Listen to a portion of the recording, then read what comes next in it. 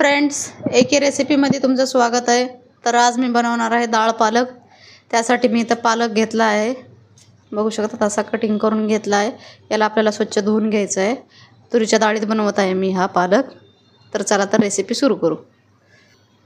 इथं मी तूर डाळ घेतली आहे 1 वाटी आणि त्यासाठी लागणारे हे शेंगदाणे घेतले आहेत। तूर डाळ आपल्याला स्वच्छ धुवून घ्यायची आणि त्यामध्ये शेंगदाणे टाकून आपल्याला तूर डाळ पहिलं बॉईल करून घ्यायची।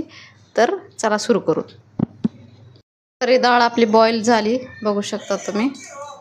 शेंगदाणे टाकून मी बॉईल केली होती। तर बाकी रेसिपी आपण सुरू करू, चला। तर मी इथं पॅन हीट केला आहे, याच्यामध्ये आपल्याला ऑइल घालून घ्यायचंय।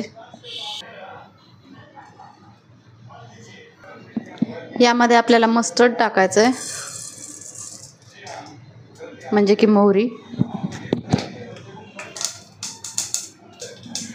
त्यानंतर आपल्याला जिरा घालायचा आहे।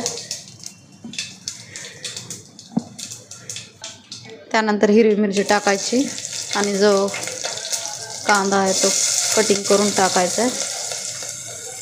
असा कटिंग केला आहे मी कांदा, तो टाकायचा आहे यामध्ये। मिक्स करायचं याला चांगलं। त्यानंतर आपल्याला अद्रक लसूणचा पेस्ट टाकायचा आहे यामध्ये। हे मी यामध्ये अद्रक लसूणचं पेस्ट घातलं आहे, त्याला पण मिक्स करायचं आहे। यानंतर आपल्याला याच्यामध्ये टोमॅटो टाकायचा आहे।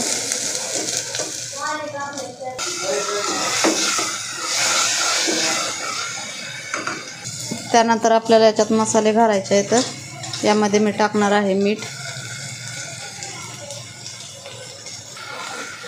त्यानंतर टाकणार आहे धना पावडर थोडासा, हळद, लाल तिखट टाकायचं आहे आपल्याला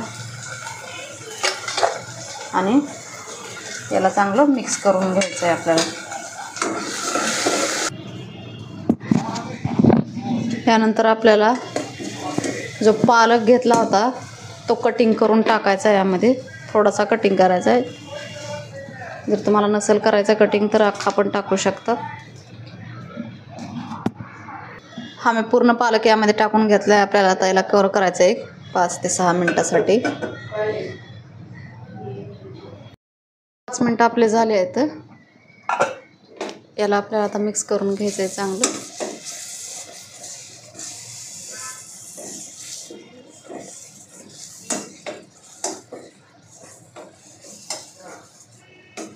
बघू शकता तुम्ही, पालक आपला हलका बॉईल झाला आहे। यामध्ये आता आपल्याला जी डाळ आपण बॉईल केलेली आहे ती डाळ घालायची आहे यामध्ये। मी डाळ घातली आहे याच्यामध्ये। याला पण आपल्याला चांगलं मिक्स करायचं आहे आणि थोडंसं पाणी घालायचं आहे यामध्ये। तुम्हाला जर थिक आवडत असेल तर तुम्ही ठेवू शकता। मला राईस सोबत पाहिजे म्हणून मी थोडं पाणी घाललं यामध्ये।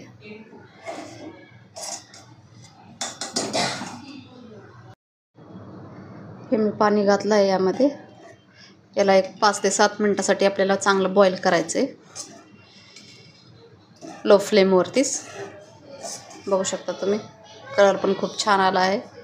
खूप छान लागते ही रेसिपी, एकदा बनवून बघा।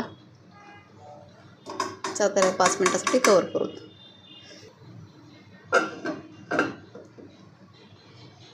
रेसिपी आपली रेडी झाली आहे।